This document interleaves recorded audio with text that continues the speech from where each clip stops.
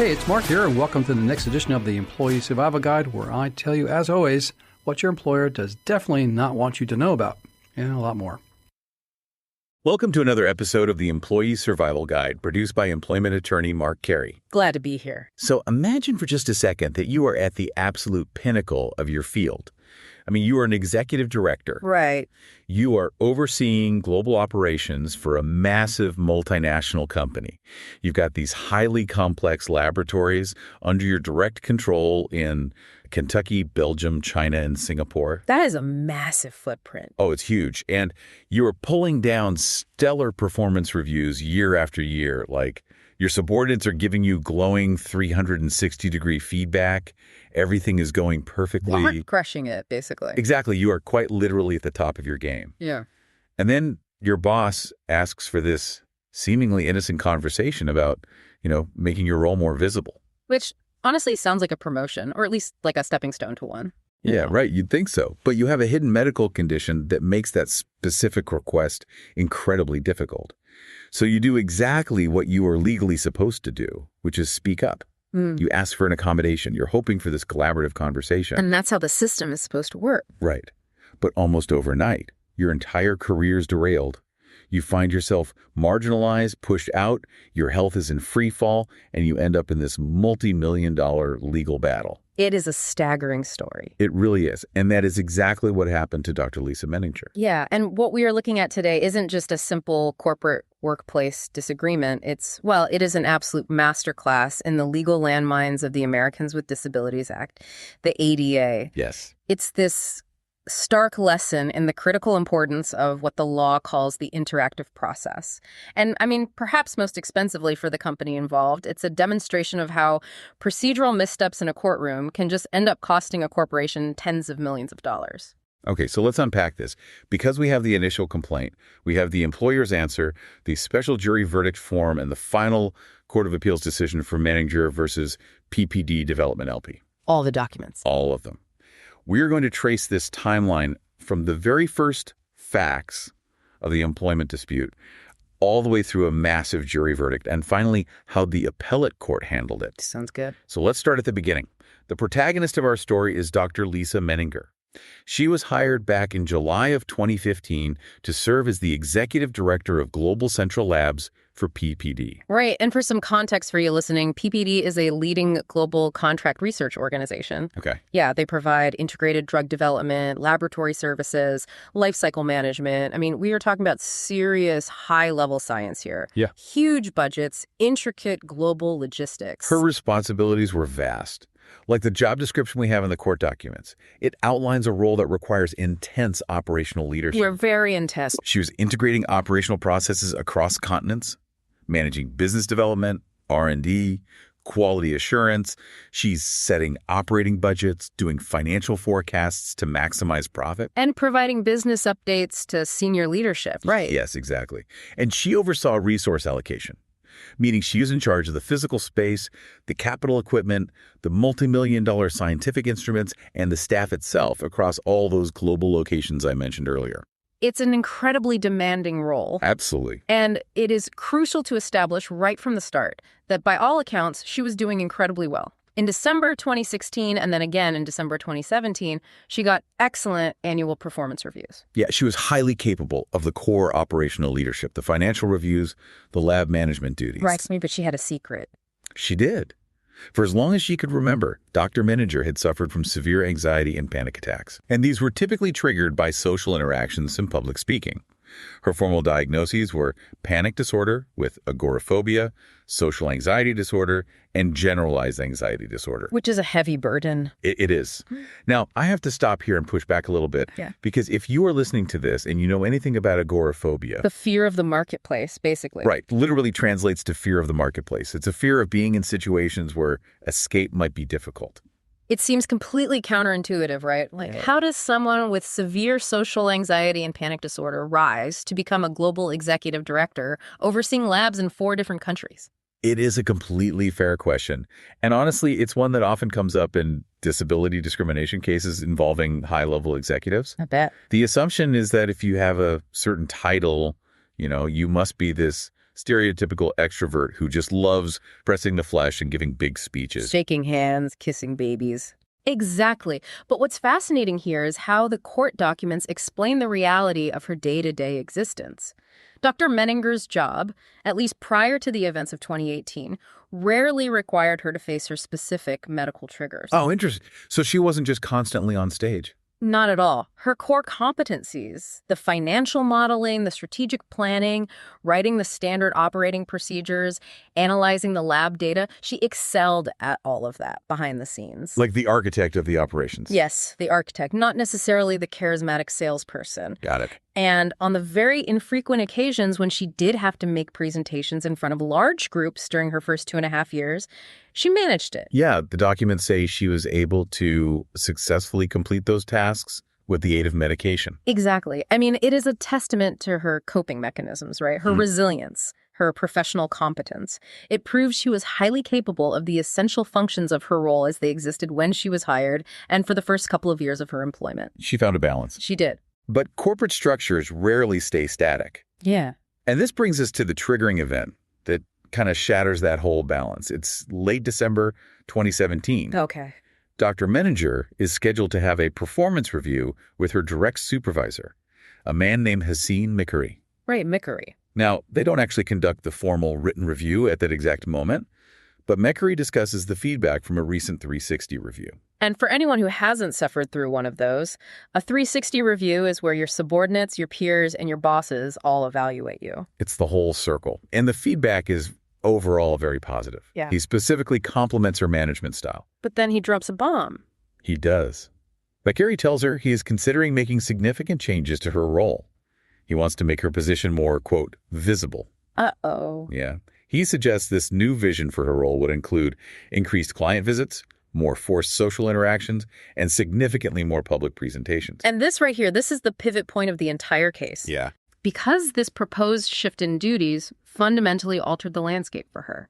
I mean, if her job was going to change to feature her exact medical triggers on a regular, ongoing basis, she realized she couldn't just rely on occasional situational medication anymore. Right, because taking heavy anti-anxiety medication every single day just to get through a Tuesday client lunch, I mean, that isn't a sustainable or healthy way to live. Let alone function as a high-level executive. Exactly.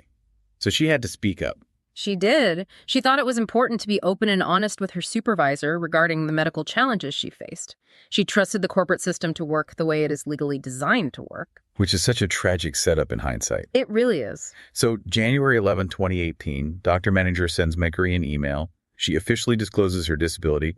She just lays it all out there, hoping this will facilitate an open, productive discussion about how to handle these new visibility requirements. Right. Now, if you are a manager listening to this, think about your own reflexes. You would hope, in a modern, sophisticated corporate environment like PPD, the response would be, well, thank you for sharing this with me. I know that must have been difficult. Let's figure this out together. That's the ideal response. But that is emphatically not what happened here. Not at all. According to the complaint and the trial testimony, Mickery's reaction was entirely defensive.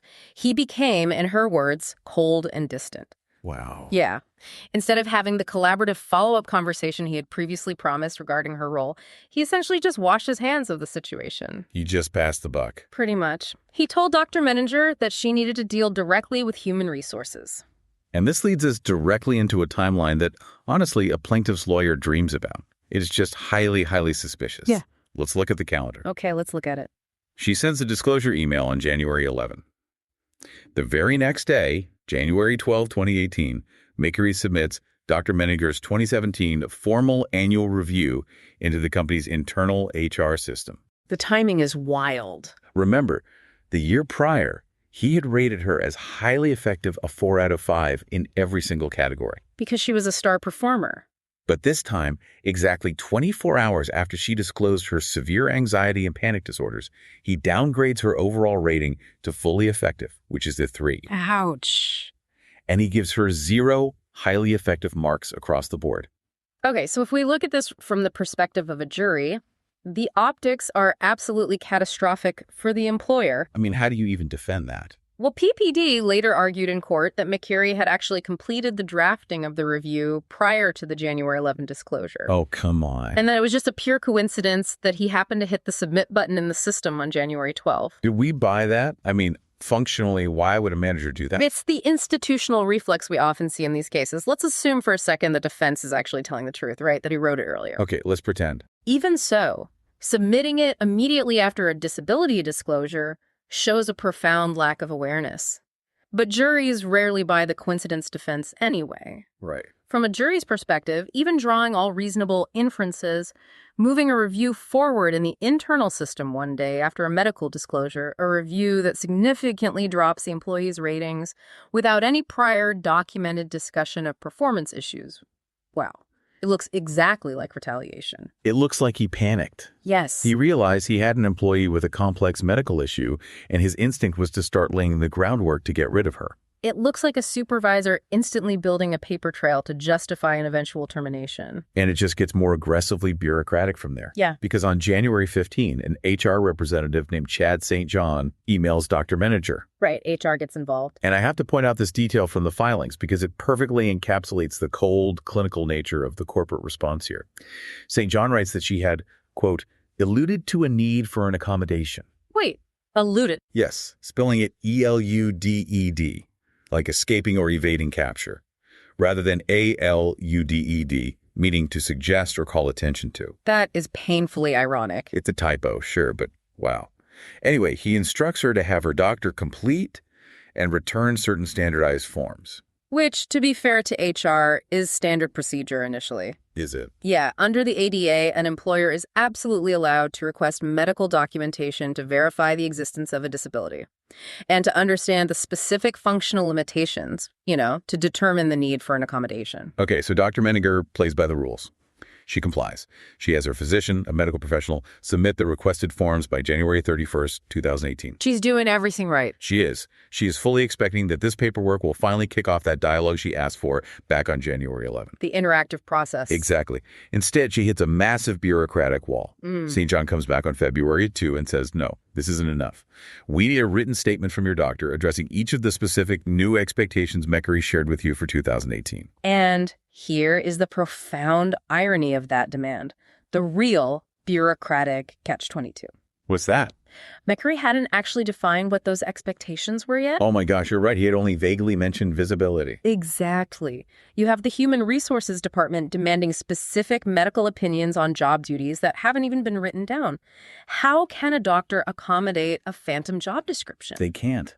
And when Menninger points out this logical impossibility, St. John realizes the error and finally instructs McCary to actually provide documented clarification regarding his expectations. And this delay, this forced writing of the job description after the fact, it really changes the landscape of the lawsuit. Because now he has to formalize it. Right, because now McCary has to put pen to paper, knowing that whatever he writes is going to be heavily scrutinized by a doctor for ADA accommodations. And it isn't until days later, on February 6, 2018, that McCary finally emails Dr. Menninger a list of 5 broad categories of activities. The battle. Yes, we need to go through these carefully because this list becomes the absolute battleground for the entire multi-million-dollar lawsuit. McCary defines her new visible role in 5 parts. Okay, let's hear them. Category A, senior leadership team presentations, town halls, and COO or EVP meetings. Category B, client bid defense, issue resolution calls, and client site meetings. And just to clarify, client bid defense means defending the company's proposals to clients to win contracts. These are often high-pressure situations. Right. Very high stakes. Okay. Category C, technical sales presentations, both internal and external. Category D, customer visits, lunch and dinner, and social interactions. And McCary specifically notes this is expected 60 to 80% of the time in order to build business relationships. Let's pause there for a second. Yeah, that number is wild. 60 to 80% of an executive director's time spent on lunches, dinners, and social visits. For a role that historically focused on operational lab management, that is a massive, fundamental rewrite of the job description. It almost feels like it was written specifically to trigger her agoraphobia. It certainly reads aggressively. And finally, Category E, travel up to 30%. Okay, so now the board is set. PPD has laid out their absolute maximum demands for what they consider the expanded visible duties. Right. And under the ADA, the burden shifts back. The next step is for the employee and their medical provider to propose accommodations for those specific, newly defined duties. And here's where it gets really interesting because the doctor's response is incredibly thoughtful.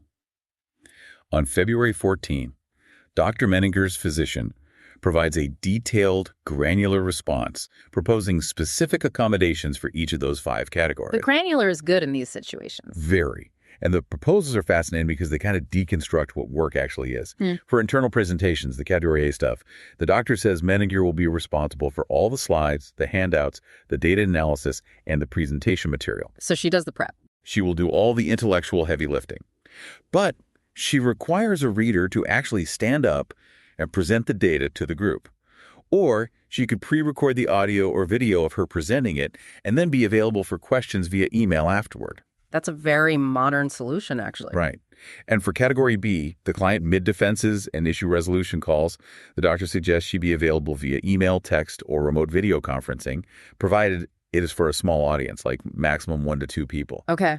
If it's a larger in-person site meeting, the doctor requests a surrogate or reader who would have real-time access to Menninger behind the scenes to answer complex technical questions. Basically, she becomes the person in the earpiece for the surrogate. Like, ask them about the Q3 data. Exactly. And for Category D, the customer visits, lunches, dinners, and social interactions that Meckery suddenly demanded 60 to 80% of the time, the doctor states clearly. Menninger requests a surrogate. A surrogate for dinners? Yeah, because this is simply not her strength, and her disability will flare with significant impairment in unstructured social settings. The doctor notes that Menninger is absolutely able to build business relationships, but in a more behind-the-scenes fashion, perhaps through one-on-one digital correspondence or strategic problem-solving. That makes sense. And crucially, the doctor explicitly invites PPD to brainstorm other potential avenues where she can add value. And this raises an incredibly important question, one that forms the very heart of the Americans with Disabilities Act. Which is? The legal friction here is the concept of essential functions. The ADA only protects you if you can perform the essential functions of the job, with or without a reasonable accommodation. Right. PPD's argument was that presenting live to large groups, attending social dinners, and doing face-to-face technical sales are the essential functions of being an executive director. They argued that asking for a surrogate or a reader basically meant she wanted someone else to do her job, that she simply couldn't do the job at all. And I have to admit, as a layperson, I read that list of accommodations, and I had some skepticism. Sure. I thought, wait, from a pure business logistics standpoint, is an employer legally required to hire a second person to do the networking part of an executive's job? It's a common reaction. Like, hey, I'll do all the brilliant spreadsheet work and operational strategy, but you need to hire and pay a separate charismatic person to go eat the steak dinners and schmooze the clients for me. Who pays for the surrogate? How does the surrogate network on someone else's behalf? That sounds like a really tough sell for a company. It does sound tough on its face, but the law requires deep nuance here. An employer does not have to eliminate an essential function of a job. Okay. For example, if the job is literally steak dinner eater, you can't ask for someone else to eat the steak. Right, obviously. But the key word that juries wrestle with is essential. Is going to a steak dinner truly an essential function of overseeing global laboratory logistics, or is it just the preferred way Meckery or the company likes to do business? The difference between what the job is and how the manager wants it done. Exactly. The ADA requires what is called the interactive process. I cannot stress this concept enough. Let's talk about that. It is a mandatory good faith dialogue between the employer and the employee to brainstorm solutions. You don't just look at a request for a surrogate and say no. You don't just shut it down. Right. You have a meeting. You say, look, Lisa, hiring an external surrogate won't work because of cost or logistics. But what if we pair you with a regional sales director who already attends those dinners, and you prep them beforehand with the technical data? They handle the schmoozing, you handle the science. So you find a middle ground. You iterate. Right, you iterate, because often what an employee asks for initially isn't the final answer. It's the opening offer in a negotiation about how to get the work done. But PPD didn't do that. No, they didn't. They didn't negotiate at all. No, they didn't. On February 26, St. John from HR emails Dr. Menninger. He says the company agrees to accommodate the internal presentations and the travel. But they flatly, categorically refuse any accommodations for client bids, sales presentations, and social interactions. Just a flat no. Yes, they claim those are critical for her level and for the growth of the business. And crucially, as you said, they do not offer any alternatives. They do not say, a surrogate won't work, but how about this? They do not brainstorm. And the refusal of an employer to participate in the interactive process once it's initiated is, in and of itself, a violation of the law in many jurisdictions, including Massachusetts, where this case was filed. Because the doctor specifically asked to brainstorm. The doctor explicitly invited them to brainstorm in the paperwork. The door was wide open and PPD slammed it shut. And they didn't just shut the door, they locked it and practically tried to push her out the window. Yeah, the ultimatum. 2 days later, February 28, 2018, Dr. Menninger has a meeting with Carey and St. John. She's walking into this meeting hoping to finally discuss the specific changes and figure out a path forward. Instead, they ambush her with an ultimatum. A terrible move. They present her with two, and only two, choices. She can take a temporary demotion to a consultant role, which strips her of her title and authority, or she can take an exit package and leave the company entirely. From an employment lawyer's perspective, this is breathtakingly bad behavior. Presenting an employee with an exit package during what is legally supposed to be a collaborative, supportive accommodation brainstorming session is a textbook example of an adverse employment action. Why is it so legally perilous? I mean, companies offer severance all the time. Because it reveals the company's true intent. It signals to the employee, and much more importantly, it will later signal to a jury that the company was never trying to accommodate the disability. Their goal wasn't to help her succeed. Their goal was to eradicate the disabled employee from their workforce because she became inconvenient. It paints the employer as a bully. And Dr. Menninger stands her ground. She tells them she isn't interested in either option. She wants to keep her job. She reminds them she's been doing it successfully for over 2 years, generating profit and managing global teams. Good for her. The next morning, she sends an email practically begging for a genuine dialogue. She writes, "If you can be more specific regarding the tasks that you believe cannot be accommodated, I think we could have a more productive dialogue." She is literally asking them to engage in the interactive process. And what does St. John do? He replies, cancels their scheduled follow-up meeting, and says they will get back to her. The silence that follows that email is deafening. And when they finally do get back to her, 11 days later, the tone has shifted from bureaucratic to openly hostile. Yeah, the email from HR accuses her of trying to rewrite her job description and insists the burden is solely on her and her doctor to propose new accommodations that the company finds acceptable. Wait, so they rejected her proposals, Yep. refused to offer their own, Yep. and then blame her for not coming up with better ones. Yes, it is a complete systemic breakdown of the interactive process. The law says it's a two-way street, but PPD treated it like a brick wall. That is just astounding. So PPD's refusal to engage didn't just stall the process, it escalated into a full-blown campaign of retaliation that Dr. Menninger felt was specifically designed to push her out. Let's talk about that retaliation, because it wasn't one big explosive event. It was like death by 1,000 administrative cuts. Okay, what happened? First, there was her compensation. Following the disclosure of her disability in January, annual raises were distributed. She was awarded a merit increase of just 1.9%. Meanwhile, similarly situated non-disabled laboratory professionals at her level were receiving increases of 2.6% or more. And remember, this is a woman who had just received a glowing 360 review mere weeks prior. The only thing that changed between her stellar performance evaluation and her subpar raise was her medical disclosure. Then there's the marginalization. Carey started progressively cutting her out from important decision-making that directly affected her business unit. The court filings note she was kept in the dark about potential hires for her own labs. Wow. She wasn't allowed to participate in the interview or decision-making process, something that was entirely contrary to how he treated her before January 11. If you are managing a team right now, think about how destabilizing it is to have your boss suddenly start hiring people out from under you without your input. It's emasculating. It undermines your authority with your team. And it's a classic technique to make an executive feel powerless and isolated. She also faced increasingly unreasonable scrutiny. Carey began aggressively managing her, blaming her for errors within the organization that weren't her fault, and falsely suggesting in emails she was failing to provide appropriate leadership. It's the classic playbook. Creating a hostile environment to force a resignation. Yes. Make it so miserable they quit so you don't have to fire them. Right. So Dr. Menninger uses the internal levers again. On April 17, 2018, she officially complains to St. John via email about Meckery's harassment and retaliation. When she gets no response, because of course she doesn't, she complains again on April 27. Finally, the machinery of HR steps in, but not in the way she hoped. No.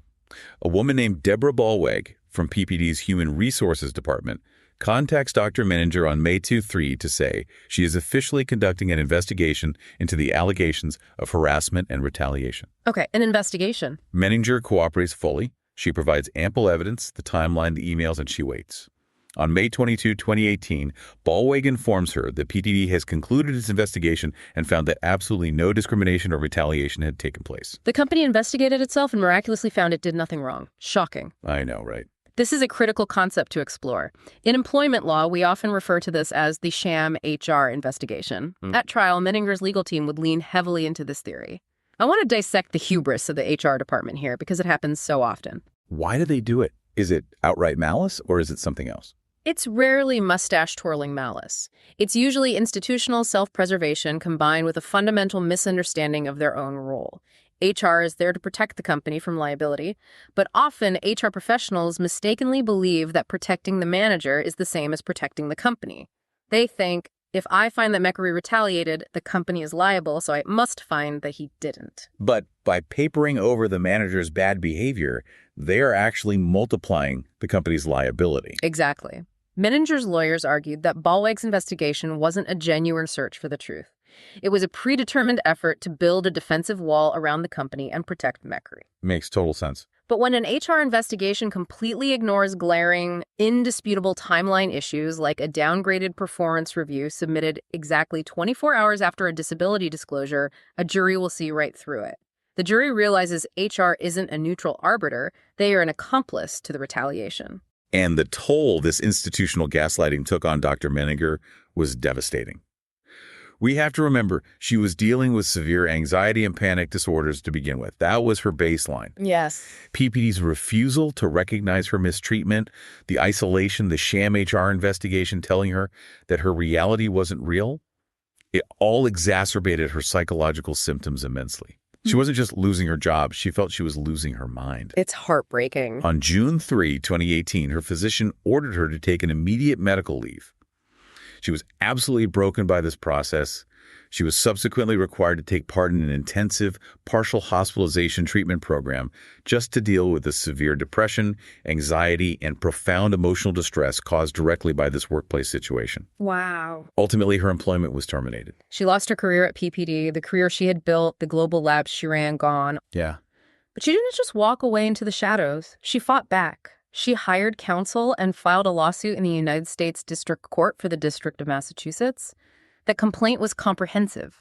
What were the claims? It included 4 major claims: disability discrimination, specifically the failure to accommodate, and retaliation under the Federal Americans with Disabilities Act. And then the exact same 2 claims, discrimination and retaliation under Massachusetts state law, Chapter 151B. And as anyone who has touched the legal system knows, the wheels of justice turn incredibly slowly.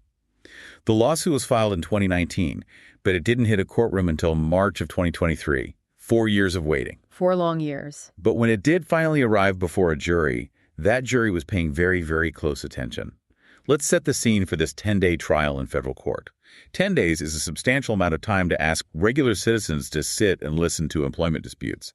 The contrast between the witnesses was reportedly night and day. Credibility is the absolute currency of a jury trial. The law is the framework, but the jury decides who to believe. And here you had Dr. Menninger taking the stand as the very first witness. That must have been terrifying. Imagine the courage that takes for someone whose core disability is severe social anxiety and agoraphobia to sit in a cavernous federal courtroom with a judge looming above, a jury staring at her, and aggressive defense lawyers waiting to tear her apart. The ultimate public speaking nightmare. Precisely. Yet she testified powerfully and openly. She explained the daily responsibilities of her job before the disclosure, painting a picture of a highly competent executive.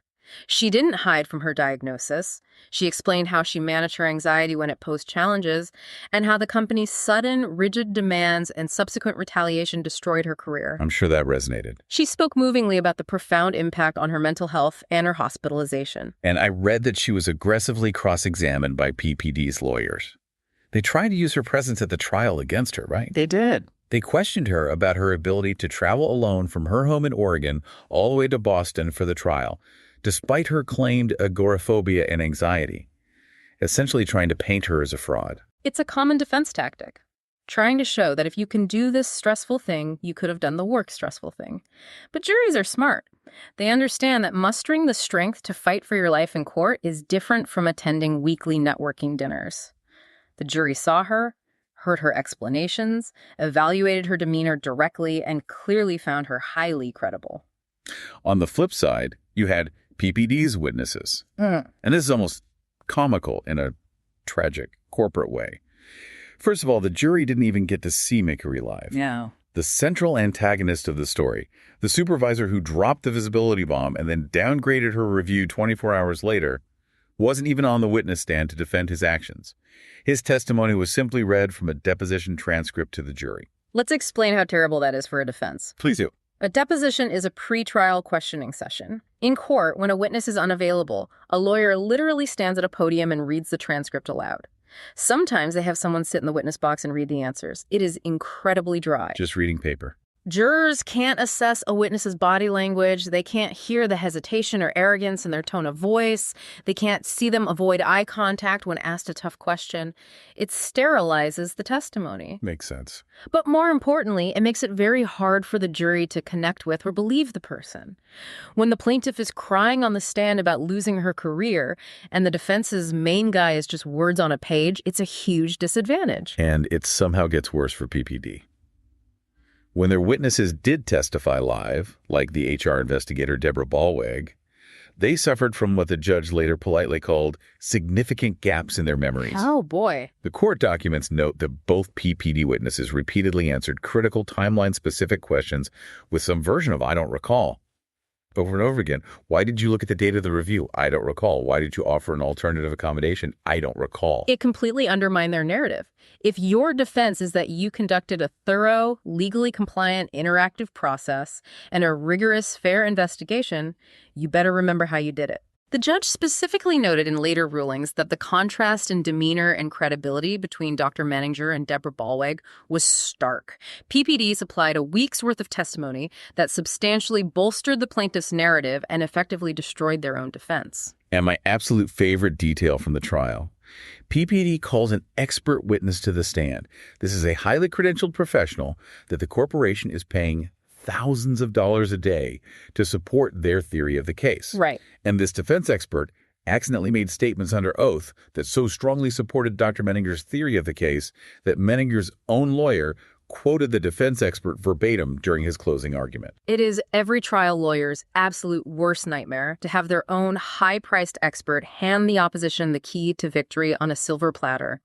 It shows a complete failure of trial preparation. So what does this all mean? We get to the end of the 10 days. The closing arguments are made. The judge instructs the jury on the law, and the jury goes into deliberation with what is called a special verdict form. This form doesn't just ask who wins. It asks them specific granular questions about the law and the facts. And I'm looking at a copy of the actual form signed by the jury foreperson on March 31st, 2023. Let's walk through it. Let's do it. Question 1. Did PPD unlawfully discriminate against Dr. Menninger by failing to provide a reasonable accommodation? The jury checked yes. Question 2. Did PPD take an adverse employment action against her because of her disability under federal and state law? Yes and yes. Question 3. Did PPD unlawfully retaliate against her for requesting an accommodation under federal and state law? Yes and yes, they swept the board. They found PPD liable on every single count. It was a complete repudiation of the company's actions. But finding liability is only the first part of a jury's job. The second, and often more highly contested part, is assessing damages, putting a dollar figure on the harm. Here is the breakdown, and the numbers are just staggering. Let's explore how they get to these figures, because it's not just picking numbers out of a hat. Question 4A on the verdict form is for back pay. This is the money she lost between the time she was forced out in 2018 and the time of the trial in 2023. The jury awarded $1,565,000. That's relatively straightforward math. You take her salary, her expected bonuses, her benefits over those 5 years, and you subtract whatever she might have earned if she found lower-paying work in the interim. Okay, but then we get to question 4B, front pay. The jury awarded $5,465,000. How does a jury, or a forensic economist, calculate over $5 million in front pay? Front pay is meant to compensate the plaintiff for future lost earnings because their career trajectory was destroyed. A forensic economist will look at her age, her life expectancy, her expected retirement age. They look at her trajectory. She was an executive director at a global firm making excellent money with a clear path upward. So they project it out. Right.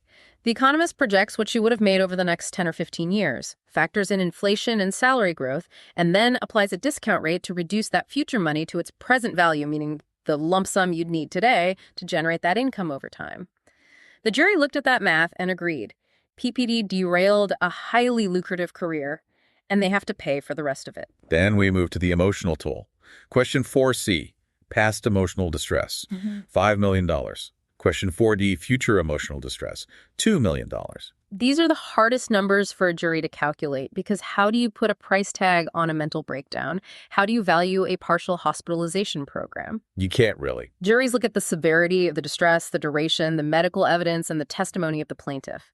$7 million total for emotional distress is exceptionally high, which speaks volumes about how egregiously the jury felt PPD behaved and how deeply they sympathized with Dr. Menninger's suffering. That brings the compensatory damages the amount meant strictly to make her whole to replace what she lost to over $14 million. Yeah. But the jury wasn't done. No, they were not.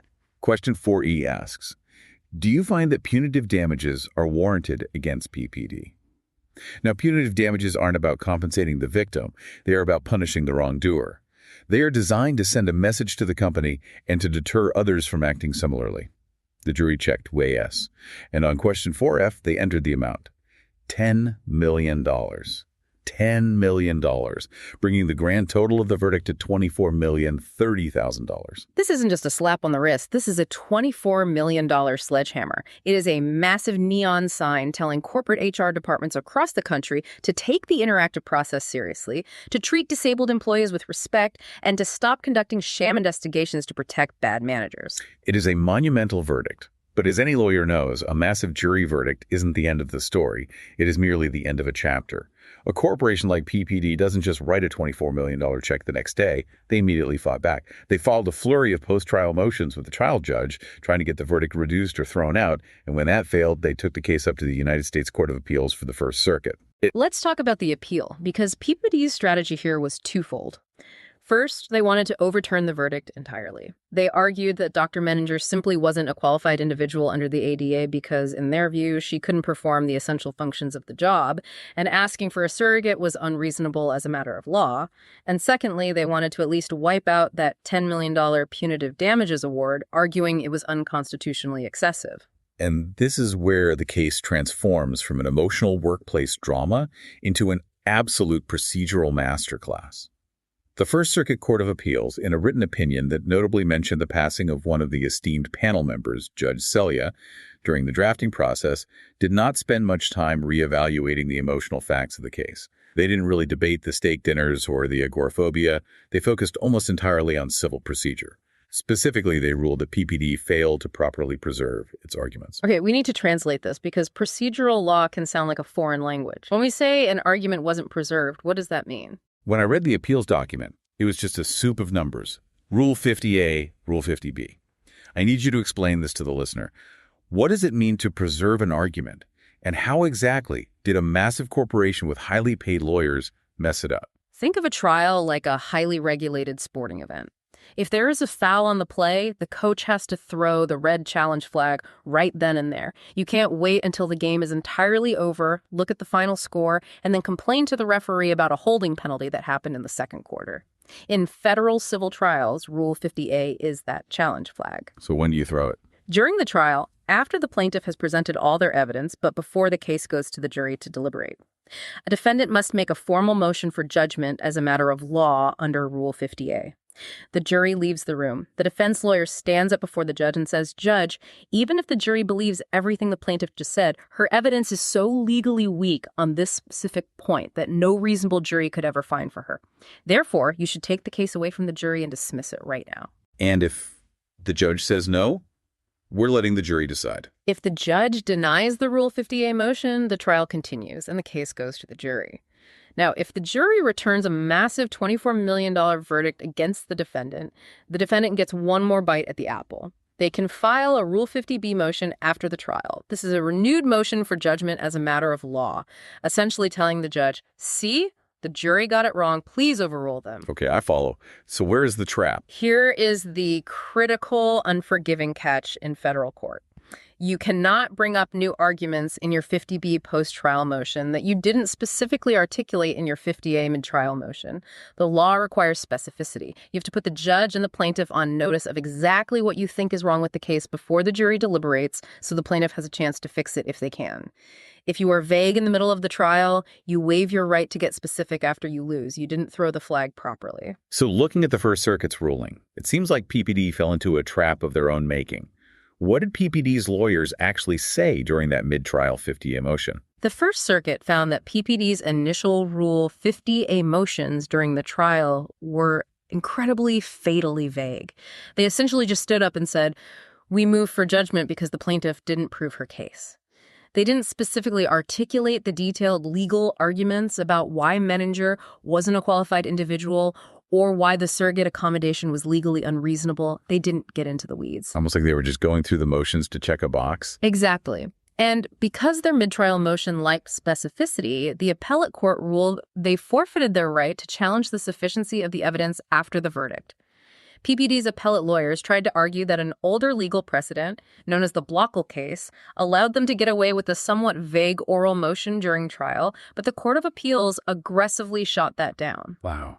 The court noted that the federal rules were specifically amended in 2006 to require more detail, and PPD's reliance on Blockle was, as the lower court judge bluntly put it, just plain wrong. So because PPD's trial lawyers were essentially too lazy or too vague during the trial, their appellate lawyers weren't allowed to complain about the evidence on appeal. That is a brutal, agonizing technicality to lose on. But what about the $10 million punitive damages? That's almost half the verdict. Surely they preserved the argument that $10 million is excessive. Well, they did mention punitive damages during the trial's charging conference. For the listener, the charging conference is the strategic meeting near the end of the trial where the judge and the lawyers argue over the exact wording of the instructions that will be read to the jury. Right. So because they objected to the jury even being asked about punitive damages during that conference, that specific issue was technically preserved for the judge to consider post-verdict. But PPD completely fumbled it on the actual written appeal to the First Circuit. How? Did they forget to write about it? They mentioned it, but they didn't argue it. The Court of Appeals noted that while PPD complained in their appellate brief that the $10 million award was grossly excessive, they completely failed to develop any actual legal argument. Wait, I'm trying to wrap my head around this. A billion-dollar corporation facing a $10 million punitive penalty submitted a brief to a federal appeals court that basically just said it's too high and didn't explain why legally. That is precisely what happened. In appellate law, there are specific frameworks you must use. The United States Supreme Court has established 3 guideposts for determining whether a punitive damages award is unconstitutionally excessive. What are they? First, the degree of reprehensibility of the defendant's misconduct. Did they act with malice or deceit? Second, the disparity between the actual or potential harm suffered by the plaintiff and the punitive damages award. Usually, courts look for a single-digit ratio between compensatory and punitive damages. And third, the difference between the punitive damages awarded by the jury and the civil penalties authorized or imposed in comparable cases. So if you want an appeals court to throw out a $10 million penalty, you have to write a brief analyzing those 3 guideposts in relation to your case. Absolutely. It is basic legal homework. But PPD's brief didn't cite those guideposts. They didn't do the legal analysis. They didn't compare the ratios. The Court of Appeals cited established precedent stating that issues adverted to in a perfunctory manner, unaccompanied by some effort at developed argumentation, are deemed waived. Because PPD basically just whined about the number without doing the requisite legal homework to prove it was unconstitutional, the court deemed the punitive damages argument waived as well. That is astonishing, truly astonishing. So the ultimate result is that the verdict stands in its entirety. The whole $24 million award for Dr. Menninger is upheld. And the profound poetic irony here is just palpable. The corporation that stubbornly refused to have a detailed, legally required conversation with their employee in 2018 ultimately lost their appeal because they failed to make detailed, legally required arguments in court in 2023. It really is a perfect circle of procedural failure. When we synthesize this entire journey, it paints a very clear, cautionary picture for employers. You have a highly competent, proven executive. She knows her own medical limitations, and she asks for a specific modern accommodation, a surrogate, to read her slides and attend networking dinners so she can manage her severe panic disorder while still providing all the intellectual and operational value to the company. Right. Instead of taking 15 minutes to brainstorm how that might work or finding a compromise, the company reflexively tightens up. They downgrade her reviews, they demand impossible paperwork, they conduct a sham HR investigation, and they try to force her out with an exit package. They consciously chose a hostile, retaliatory path over an interactive one, and it resulted in a $24 million lesson. It is a staggering amount of money. But when you look at the total destruction of a highly successful career, the loss of millions in future earnings, and the profound, life-altering psychological distress caused by that kind of relentless corporate gaslighting, you can see exactly how the jury arrived at those numbers. They didn't just want to compensate her, they wanted to make sure PPD never did it again. And it leaves us with a final, very provocative thought to ponder, especially given how much the world has changed since this dispute began. The workplace is fundamentally different today than it was in early 2018. As our corporate environments become increasingly remote, digital, and asynchronous, the traditional definition of essential functions, things like mandatory face-to-face networking traveling 30% of the time, and live public speaking is shifting rapidly. That's incredibly true. What was considered vital in 2018 might just be a Zoom call today. Exactly. If Dr. Menninger's case had happened completely in a post-2020 remote work era, would PPD have had any leg to stand on at all? How much of what companies rigidly consider essential is really just outdated corporate habit? As the world changes, employers who fail to adapt their understanding of what a job truly requires are going to find themselves on the wrong side of the interactive process and potentially on the wrong side of a very angry jury. That is the perfect question to leave hanging in the air. If you are an employer, look at your job descriptions and ask yourself what is truly essential. Thank you for joining us for this extensive exploration of the case. We will catch you next time. If you like the Employee Survival Guide, I'd really encourage you to leave a review. We try really hard to produce information to you that's informative, that's timely, that you can actually use and solve problems on your own end at your employment. So if you like to leave a review anywhere you listen to our podcast, please do so. And leave 5 stars, because anything less than 5 is really not as good, right? I'll keep it up. I'll keep the standards up. I'll keep the information flowing at you. If you'd like to send me an email and ask me a question, I'll actually review it and post it on there. You can send it to Carey at capclaw.com. That's capclaw.com.